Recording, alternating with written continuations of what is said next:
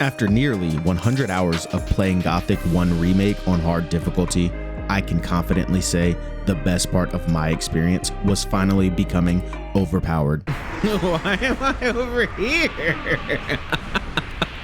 What? When you start the game, you are quite frankly weaker than a mole rat. The power creep is slow, but every little gain or learned skill feels increasingly rewarding until you find yourself one-shotting the same enemies that made you tremble with terror every single time you encountered them. Man, and then I stepped on a couple of these things. That is not cool. Gothic really had me feeling like I was part of the world and not just a guy playing a game. Oh yeah, you remember when you were walking past my body? Bitch. But you're not the main character. You can't come back to life. Bitch. Bro, I didn't even say anything.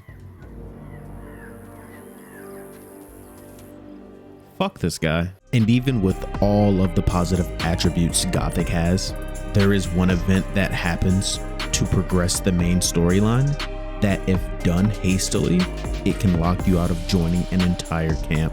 I was absolutely livid when I found out that I locked myself from joining that camp, but I honestly think it was a canon event. I got to play the game from what I might consider the correct perspective. This one's gonna make it so if I try to dodge roll, I'm gonna fall. Look at this, it's actually funny. So I've smoked too much of the swamp weed. So if I try to like do anything, like I can't jump, look at like I'm moving weird. And if I try to dodge roll, I just fall over.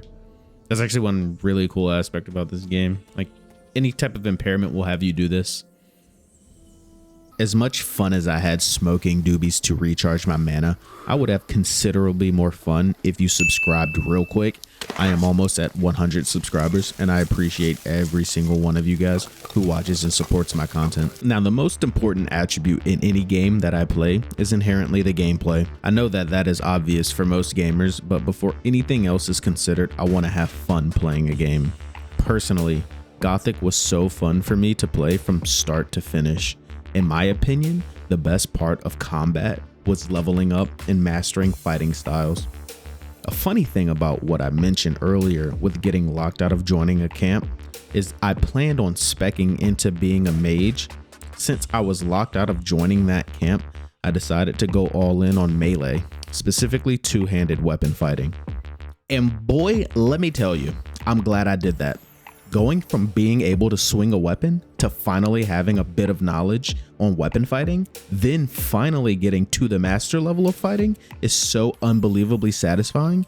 I was genuinely shocked at the difference in speed, precision, and style of two-handed fighting. Sorchoto, now die.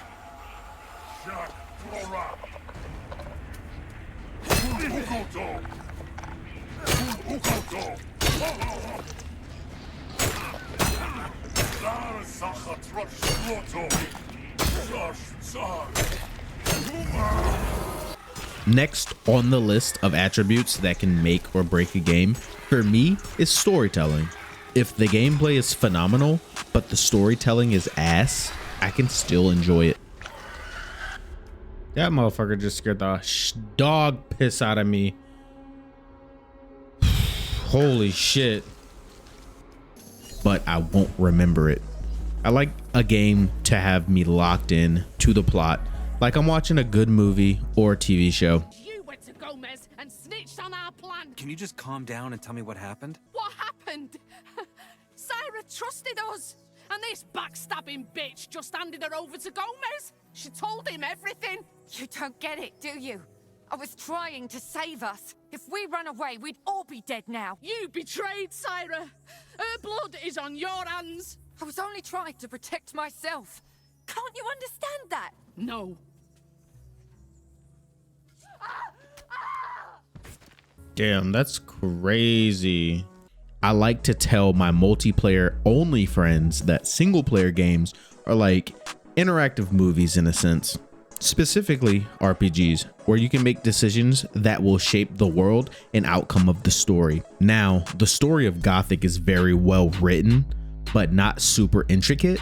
I think it blends a perfect amount of cutscenes and dialogue with each of the main quest lines without making it feel dragged out.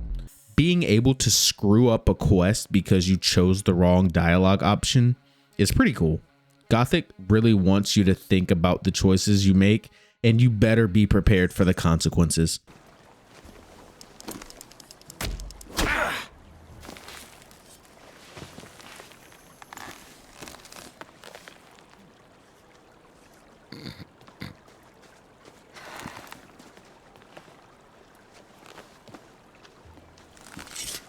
I've had enough.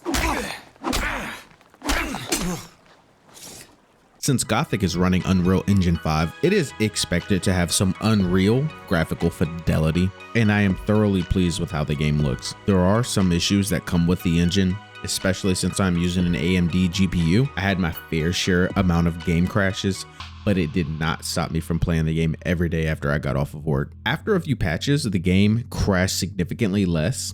By the time this video releases, the game should be stable. And through my last few chapters, I had minimal problems with game crashes.